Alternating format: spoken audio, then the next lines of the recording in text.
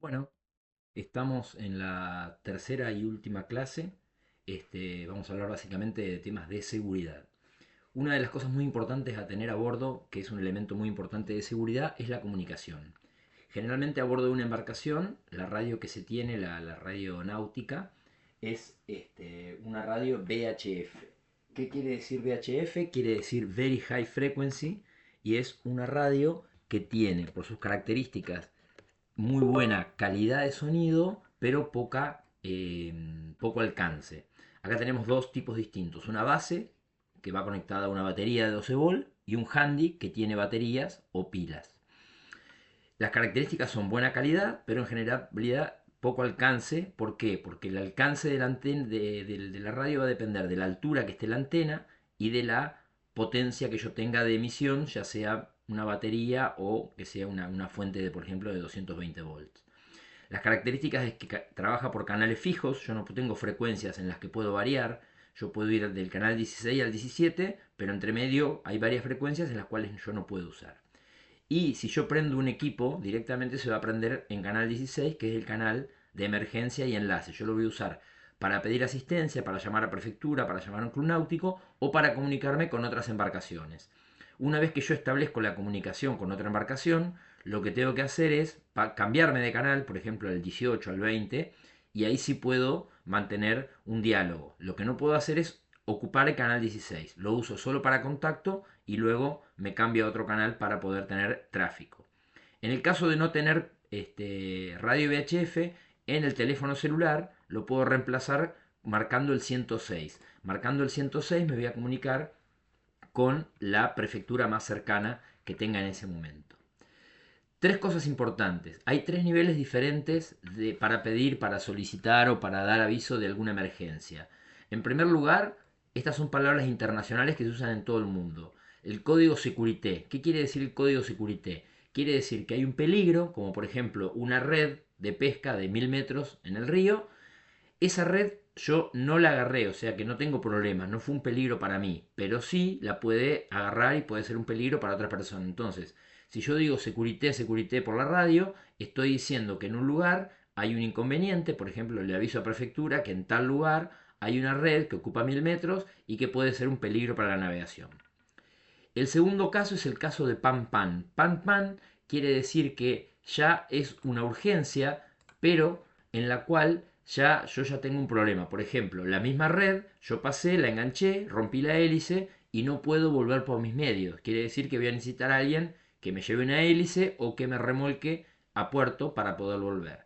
No hay un riesgo de vida, no hay un riesgo muy inminente, pero necesito asistencia y no voy a poder volver por mi cuenta.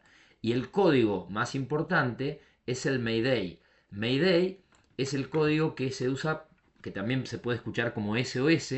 Es el código que yo pido cuando, por ejemplo, tengo una emergencia a bordo de alguien que está con un infarto, alguien que está con algún problema serio de riesgo de vida, una picadura de algún animal, o me estoy hundiendo, o me estoy prendiendo fuego, o estoy ante una circunstancia realmente que necesito ayuda inmediata. Bueno, ahí el código que pido es el Mayday o el SOS.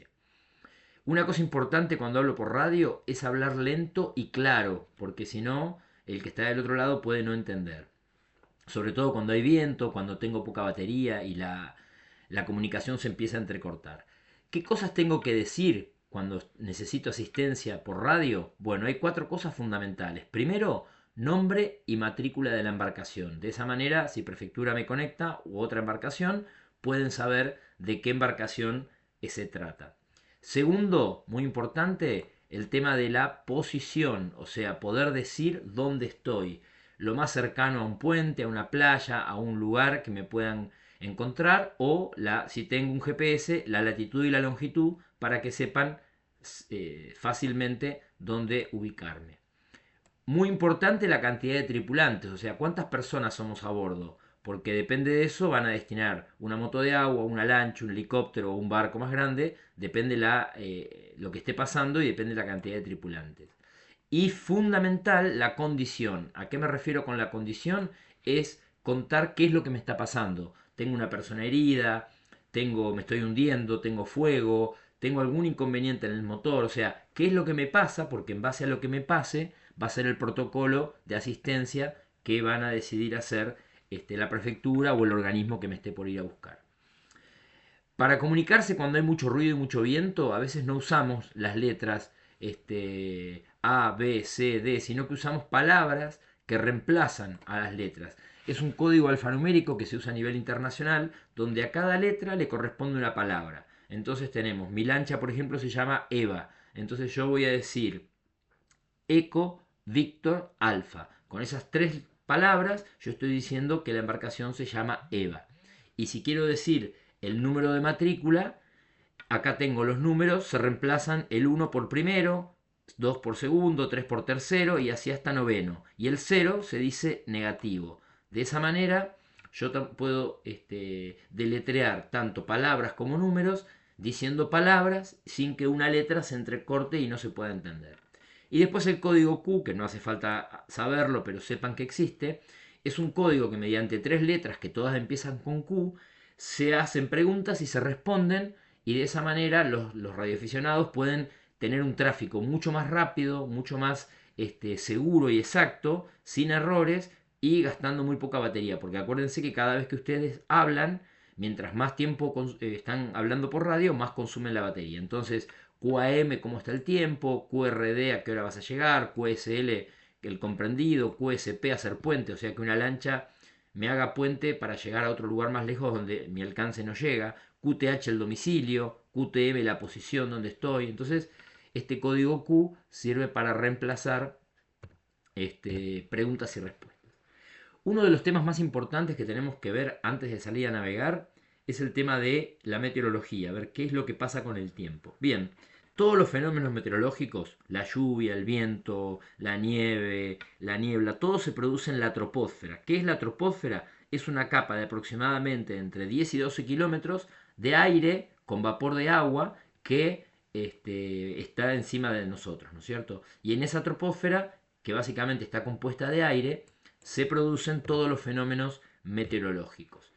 Este aire que tenemos arriba nuestro está compuesto en un 78% por nitrógeno, un 21% de oxígeno, que es el que respiramos, y hay un 1% de dióxido de carbono, argón y otros gases, y también, muy importante, hay vapor de agua, que es lo que permite que se generen las nubes y que llueva, y partículas sólidas, que pueden ser sales del mar, polvo en suspensión y humo. Gracias a la humedad y estas partículas de polvo sólidas es que se pueden formar las nubes. Si no estuvieran esas partículas sólidas, la gota de lluvia o de nieve no tendría dónde formarse.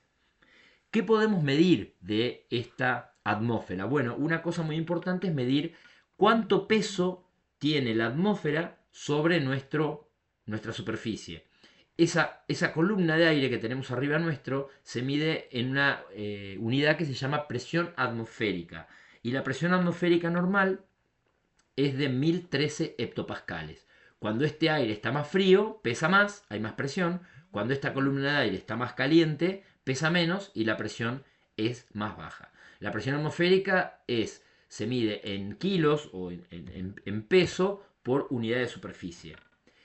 Básicamente la presión normal es de 1013 hectopascales, donde nosotros ascendemos sobre el nivel del mar en un avión o en una montaña, va descendiendo la presión atmosférica porque hay menos cantidad de aire. Por eso es que cuando estamos en un avión, el avión tiene que estar presurizado porque apenas hay unos 200 hectopascales. Entonces hay que presurizarla para poder estar y poder vivir cómodamente en un avión. Mientras que cuando está a nivel de superficie por debajo de 1013 decimos que la presión está baja. Y cuando está por encima de 1013 hectopascales decimos que la presión está alta. Ahora vamos a ver qué nos indica en cada caso. Fíjense, en este caso, acá hay un lugar donde durante el día hubo mucho calor, mucha temperatura, puede ser un lugar con mucho cemento, con mucho hormigón. Entonces, este lugar se calentó, el aire al calentarse asciende y al ascender el aire baja la presión. Entonces tenemos un centro de baja presión, un centro de inestabilidad. Además, cuando este aire que está acá asciende, el vapor de agua que hay disuelto se enfría y se forman nubes. Y por otro lado, acá no puede no haber aire. Entonces, ¿qué pasa? En otro lugar más lejos, el aire está más frío por determinadas características, porque hay más verde, porque es una zona de montañas con nieve, lo que fuera. Entonces, acá el aire al ser más pesado, la presión es mayor y este aire más frío va a ocupar el lugar del aire caliente o presión baja. Entonces, el aire va de la alta presión a la baja presión. Y esto es el viento. Cuanto mayor sea la diferencia de presiones, mayor va a ser la intensidad del viento. Por ejemplo, si acá yo tengo una presión de 1010 y acá yo tengo una presión de 1014, va a haber una brisa muy suave porque hay poca diferencia. Mientras que si yo acá tengo una presión de 1000 hectopascales y acá tengo una presión de 1020, bueno, el viento va a ser mucho más intenso porque la diferencia entre presiones es mucho más fuerte. Entonces, esa es la característica, lo que genera la formación del viento. ¿Qué otra cosa podemos medir en el aire? Es la humedad relativa del ambiente. ¿Qué quiere decir? Es la cantidad de aire, de vapor de agua que hay mezclado en el aire. Por eso se mide en porcentaje. Cuando el ambiente está muy seco, hay un 20, un 30, 40% de humedad. Cuando el aire está muy húmedo, hablamos de que hay un 90 y hasta un 100% de humedad. El punto de rocío que se nombra acá es el punto en que el aire tiene tanta humedad que ya empieza a gotear por los vidrios, por los espejos. Quiere decir que en ese momento el aire está saturado de humedad. Puede llover y no haber un 100% de humedad, porque la nube está en altura y la humedad relativa está en superficie, y puede pasar al revés. Puede ser que haya 100% de humedad en superficie y que no esté lloviendo. No tienen directamente que ver una cosa con la otra. El vapor de agua, bueno, la humedad se mide con elementos que son higrómetros, este es un higrómetro o un higrógrafo que puede marcar en un papel la cantidad de presión, y hoy tenemos instrumentos meteorológicos modernos, electrónicos, este por ejemplo nos mide la temperatura y la humedad relativa del ambiente, y seguramente también nos da la presión atmosférica. Acá tenemos en un mapa algo que es importante tener en cuenta si alguna vez lo vemos en un mapa meteorológico. Fíjense, acá tenemos un centro de alta presión y estas líneas negras que ven acá son líneas que se llaman isobaras, líneas de igual presión atmosférica. Quiere decir que acá hay 1016, acá hay 1012 y acá seguramente donde está la A hay 1020, ¿está bien? Esta zona, al haber una alta presión, es probable que es una zona de calma, de poco viento. Y además, cuando las isobaras están muy separadas, el aire corre muy despacio por ahí adentro. Quiere decir que en esta zona probablemente haya apenas una pequeña brisa de viento. En cambio, acá abajo, fíjense, tenemos un centro de baja presión.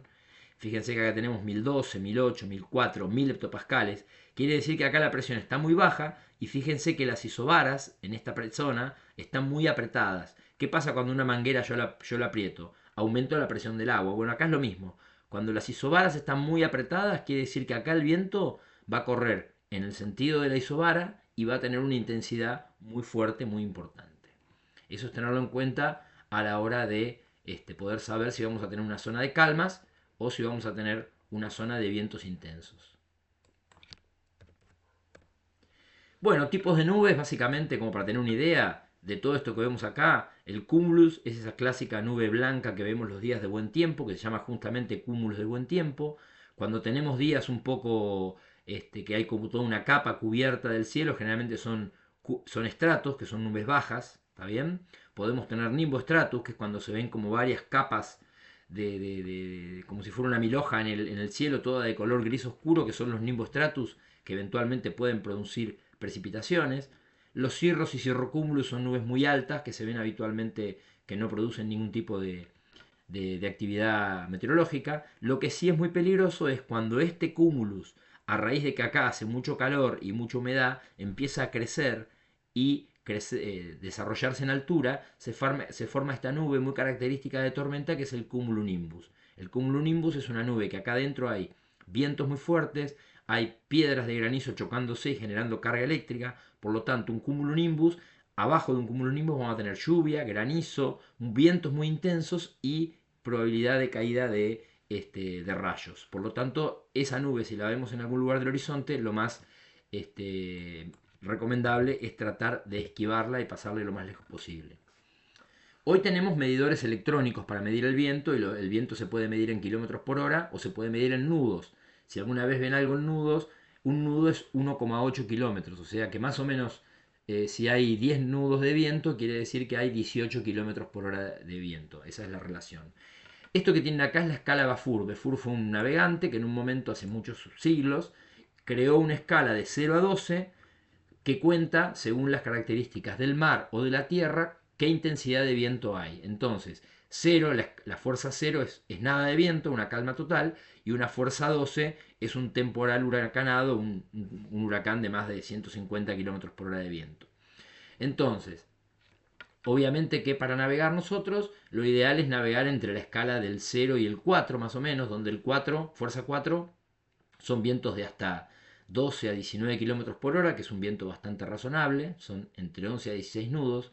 Fíjense que ahí dice que hay olas un poquito más largas, se empiezan a formar algunos borreguillos, que son los corderitos que se forman arriba de las olas, y en la costa las banderas ya se extienden totalmente y hay un suave movimiento de las capas de las ramas de los árboles. De ahí para abajo, o sea, hasta fuerza 4, es una condición totalmente navegable. Ya a partir de fuerza 5, donde ya los vientos superan los 30 kilómetros por hora, de ahí en adelante son condiciones que si podemos evitarlas, depende también el tamaño de la embarcación, lo ideal sería evitar navegar con vientos de más de 30 kilómetros por hora. Y obviamente de acá para abajo, lo mejor sería quedarse en casa tomando mate y comiendo tortas fritas.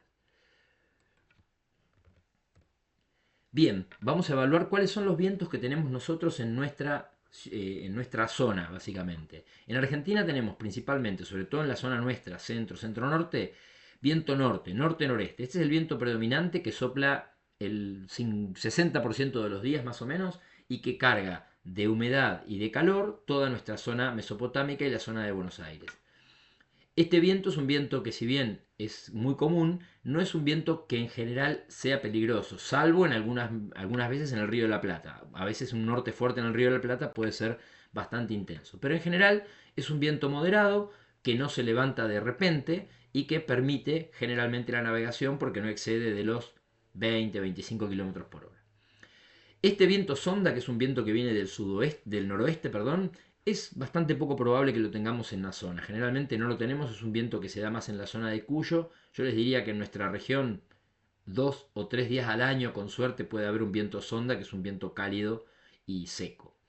La sudestada sí es un viento bastante común, hoy no tan común como años atrás, hoy la sudestada se da más en la zona de la costa atlántica y menos en el río de la Plata, pero básicamente la sudestada es un frente frío que ingresa por el río de la Plata trayendo mucha humedad y al chocar con la zona costera de la Tierra empieza a producir vientos intensos del sur, sudoeste y lluvias, lloviznas y eventualmente en nuestra zona crecidas. ¿Es un viento que puede ser peligroso? Sí, pero normalmente no se levanta de repente y es muy fácil de pronosticar. ¿Qué va a pasar los días previos a una sudestada? Va a haber nubosidad en aumento, va a aumentar la humedad, va a bajar la temperatura, van a empezar las lloviznas y va a empezar el viento sur.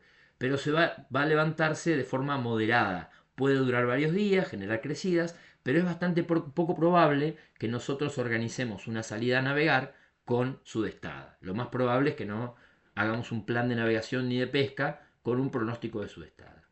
¿Qué pasa con el pampero? El pampero es un viento que viene del sudoeste, viene de la costa, de la Patagonia, del sur, y es un viento generalmente seco, frío y que genera tormentas muy intensas.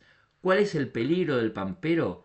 Es que generalmente se da en días de verano, son las clásicas tormentas de verano. Es un viento que, ¿cuál es la peligrosidad del pampero? Es que se da en días lindos, despejados. Las primeras ráfagas de viento, los primeros 10-15 minutos son extremadamente intensos y después puede bajar la intensidad, pero va a seguir durante un tiempo. Pero el peligro es que nos puede agarrar desprevenidos, sin tener en cuenta que está entrando una tormenta. Por eso es que hay que tenerlo muy en cuenta, porque en pocos minutos puede transformar un río o una laguna que están completamente planchados en un infierno con nubes, con olas de más de 1 metro, 1 metro y medio. Entonces, ¿cuáles son las características previas al pampero? Generalmente se dan días de calor, mucha humedad y baja presión. Esos tres ingredientes nos dicen que el tiempo se está poniendo inestable. Generalmente, previo al pampero, hay viento norte, fuerte y cálido, que trae aire cálido y húmedo del norte, del sur de Brasil. Generalmente el viento norte calma y hay un momento donde hay una calma total, ese sería el momento de escapar, irse. ¿Y cuál es la característica? Lo que decíamos antes, las primeras ráfagas son muy violentas, muy fuertes, por lo tanto es un tipo de viento al que hay que tratar de escaparle. Bueno, las brisas marinas, vamos a rápidamente contarles esto más que nada para los que viven cerca del mar. A veces este fenómeno también se produce en el Río de la Plata. Generalmente durante el día la tierra se calienta más rápido que el agua, entonces acá se produce una baja presión, el aire sube y después del mediodía el aire más frío del mar fluye hacia la tierra generando viento que se llama viento de mar, que es ese viento cuando estamos en la costa atlántica, Mar del Plata, que a las 3 4 de la tarde hay que irse de la playa porque hace frío. Bueno, esa es la brisa marina que generalmente sopla del mar hacia la tierra. ¿Qué pasa por la noche? Por la noche la tierra se enfría más rápido que el agua y el agua conserva más la temperatura. Por lo tanto, se da un sistema inverso. El aire más caliente que está sobre el mar sube y el aire que está más frío en la tierra va a ocupar ese lugar. Por lo tanto, a la noche generalmente tenemos vientos que van de la tierra hacia el mar. Este es el fenómeno llamado como brisa marina y que se da cuando no hay viento, cuando no hay otro viento predominante. Generalmente la brisa marina de día sopla del mar hacia la costa y de noche de la costa hacia el mar. Esta es una de las herramientas más útiles que tenemos para pronosticar sobre todo el viento. Es el Winguru. Ustedes pueden poner Winguru en cualquier buscador y le ponen el lugar. Por ejemplo, acá esto es de acá de Gualeguaychú, Ñandubaizal. Vos le podés poner Winguru Córdoba, Winguru Mar del Plata y te va a dar las condiciones del lugar donde vos estás. ¿Cómo se lee? Bien, acá tenemos los días, martes, miércoles, jueves, viernes. Acá tenemos la fecha. Acá tenemos las horas. Este va cada 2 horas. Y acá tenemos, en lo primero que vemos es velocidad del viento en nudos. Este es el promedio de viento, ¿no es cierto? Por ejemplo, acá donde dice 10 nudos, quiere decir que son más o menos 18 kilómetros por hora. Y este otro verde de otro color, es las ráfagas. O sea que acá tenemos un viento de 18 kilómetros por hora con ráfagas de hasta 30. Acuerden que siempre más o menos multiplicamos por 2. Esta es la dirección del viento, en este caso es viento norte, y acá nos dice la temperatura.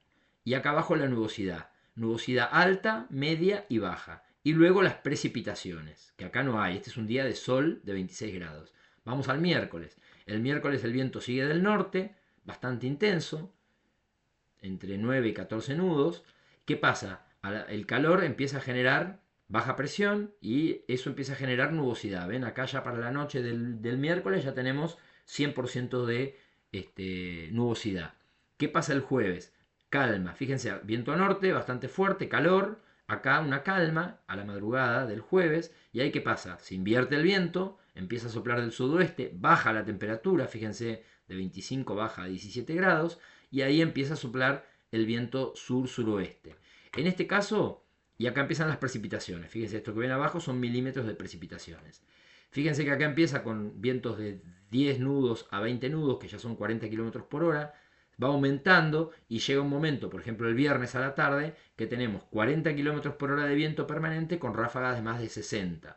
O sea que este sería el peor momento. En este caso es un pampero, pero que no empezó con ráfagas más fuertes, sino que se fue desarrollando con el tiempo. Hay veces que esto es al revés, que las ráfagas al principio son las más fuertes y luego se mantiene en una intensidad bastante más importante. Y fíjense qué pasa. El sábado ya pasó todo el frente frío, ya las temperaturas todavía se mantienen bajas, pero ya tenemos vientos más suaves, más moderados, y acá empieza de a poco a irse la nubosidad. Así que este es un claro ejemplo de cómo tenemos un centro de baja presión y aire cálido y llega un centro de alta con aire frío, se produce el choque, la lluvia y los vientos intensos que pueden durar durante más de 24 horas.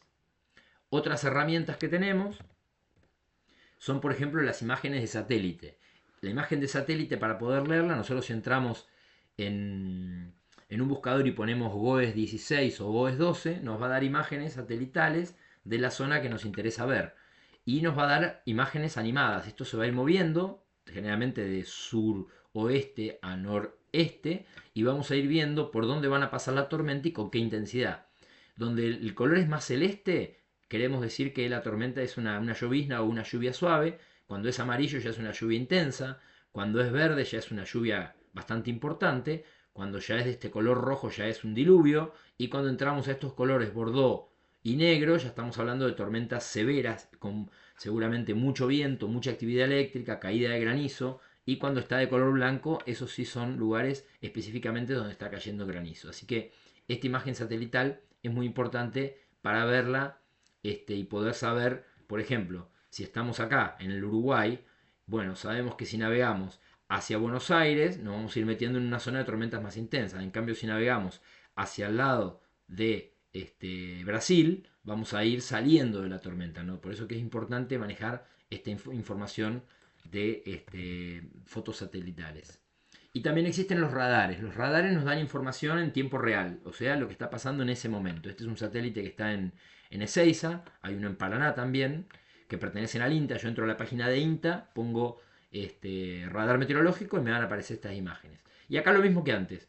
Cuando vemos colores verdes y azules son lluvias más suaves, donde se pone amarillo más intenso y donde vemos colores rojos o violetas son tormentas más severas y donde está blanco generalmente zonas de caída de granizo. Todo esto es información que podemos manejar y que nos va a ayudar a salir a navegar con condiciones meteorológicas favorables. Ahora, puede pasar que salgamos y en un viaje de 2-3 días nos agarre una condición meteorológica complicada. ¿Qué es lo más complicado para la navegación? Las olas y el viento. Las olas generadas justamente por el viento.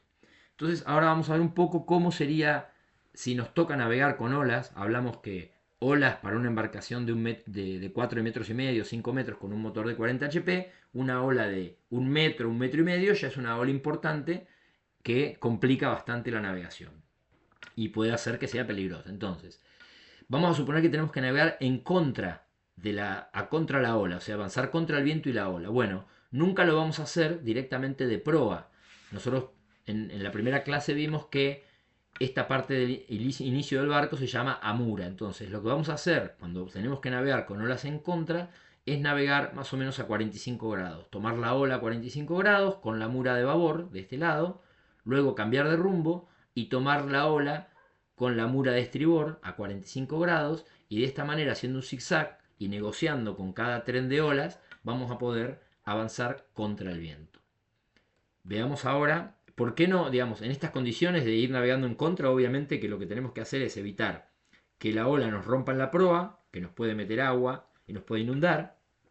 También tenemos que evitar de ir suficientemente rápido para no despegar de esta ola y golpear, porque después de 100 golpes podemos romper algo en la embarcación.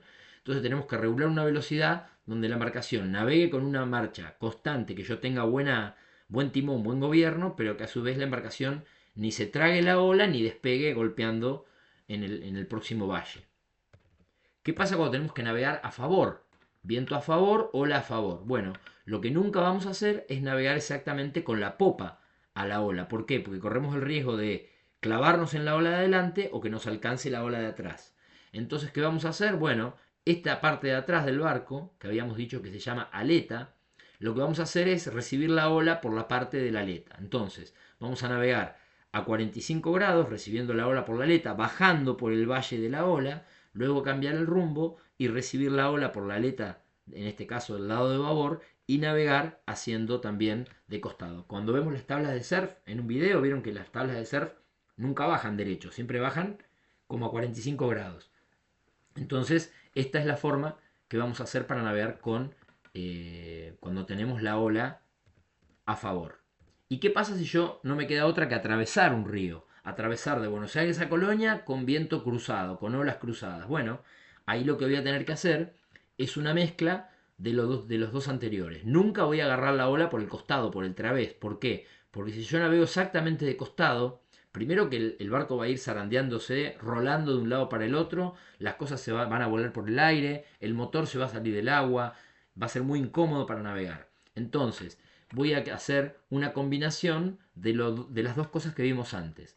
Primero agarro la ola con la mura, un poco en contra, navego, agarro varias olas en contra y luego agarro varias olas a favor tomándolas por la mura. Y combinando estas dos técnicas, por la mura y por la aleta, voy a conseguir atravesar una zona con olas en forma más exitosa que si quiero hacerlo de costado, donde aparte tengo el riesgo de que si la ola es grande, me podría llegar a tumbar.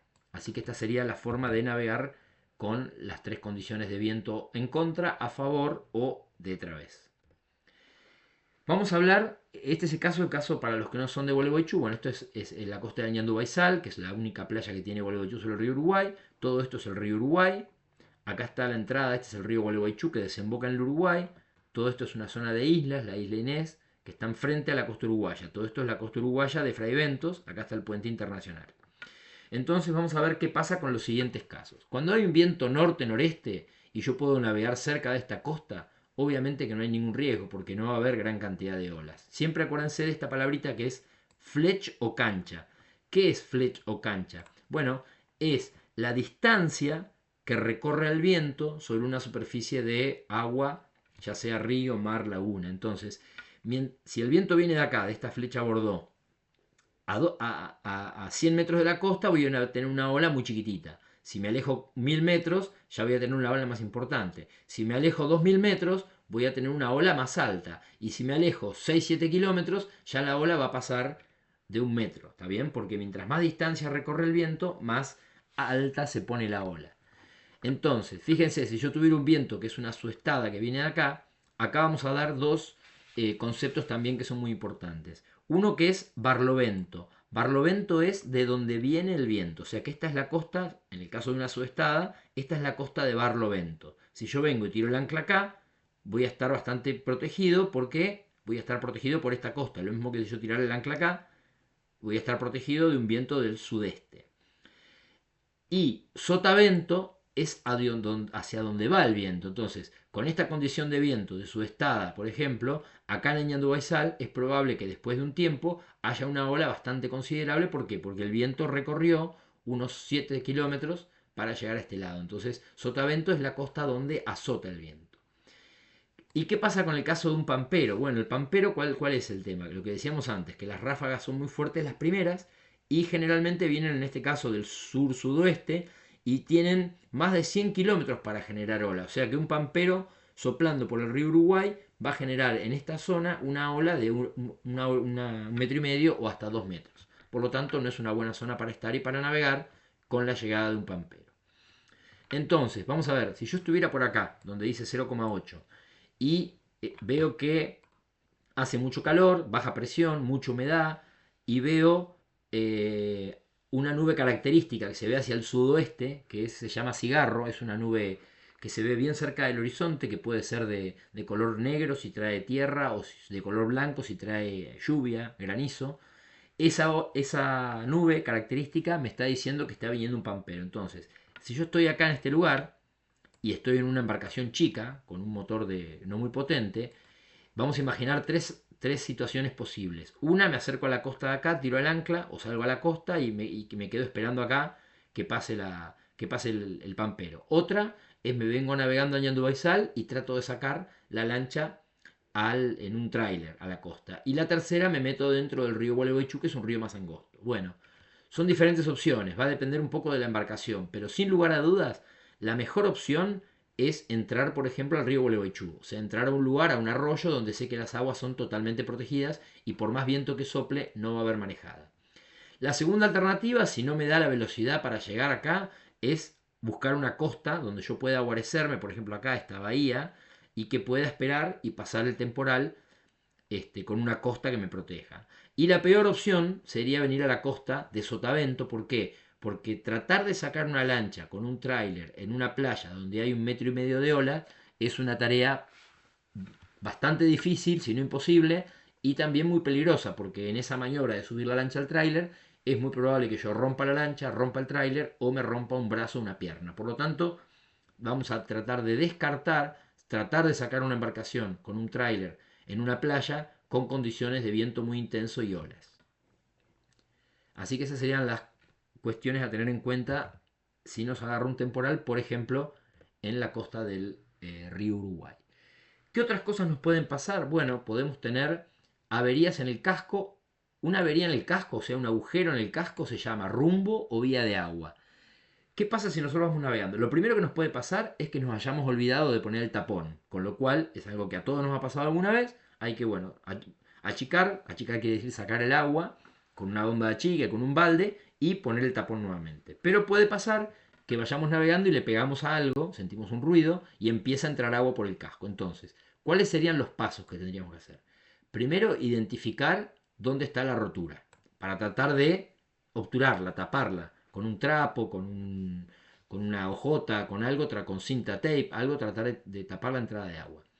Tratar de obturarla, obviamente prender bombas de achique para poder sacar el agua, o con baldes.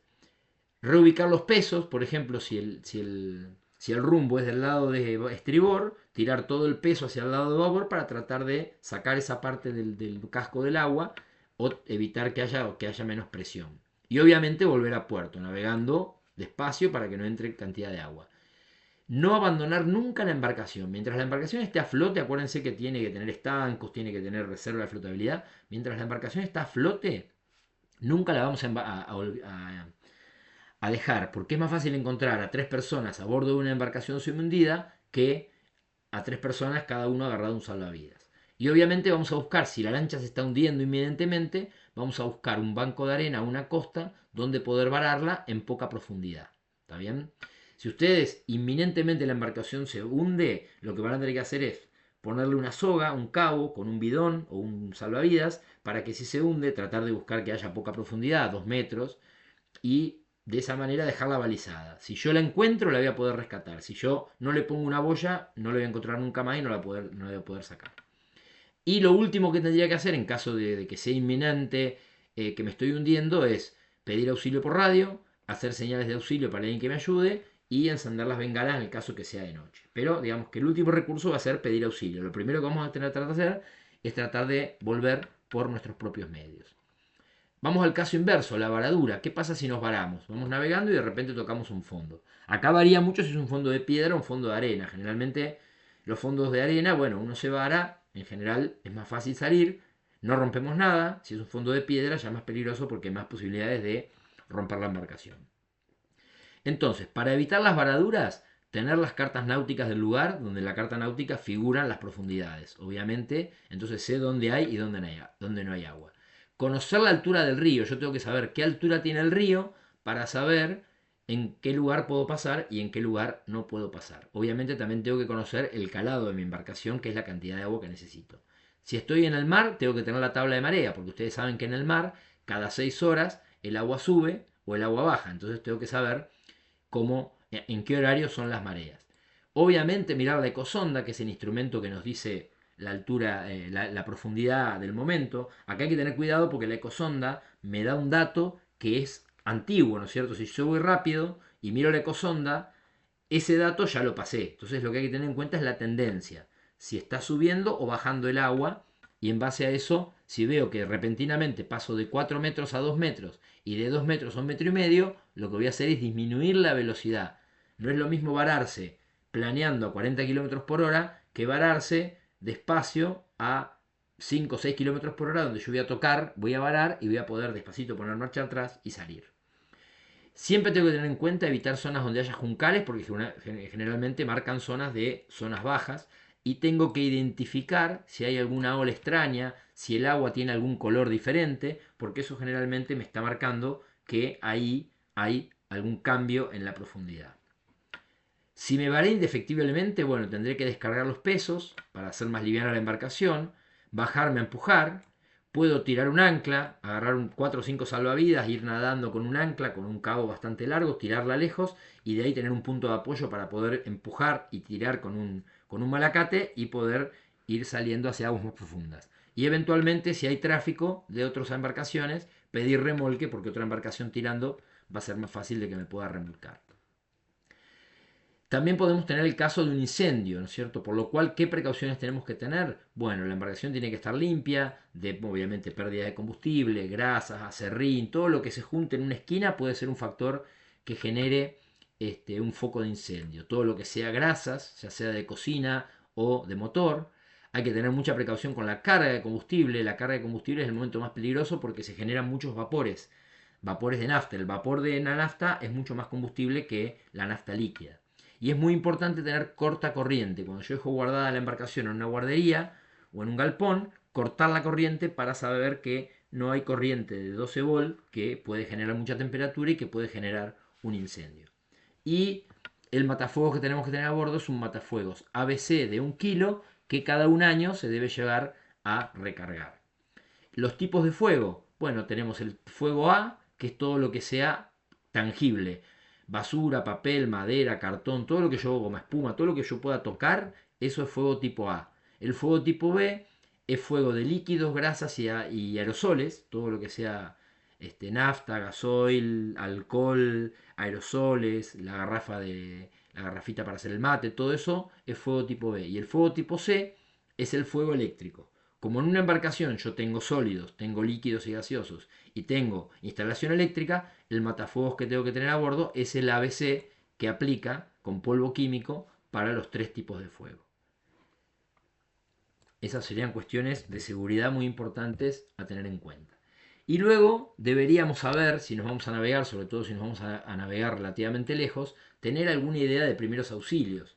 Básicamente estas cosas que nos deberían enseñar más que nada en la escuela, pero deberíamos saberlas. Cómo hacer si alguien se atraganta con algo para poder escupir lo que tiene. En el caso de hipotermia, de quedar en el agua, no hay que sacarse la ropa. Hay que tratar de, por más que estemos en el agua, la ropa siempre nos va a mantener mejor la temperatura que sacarla.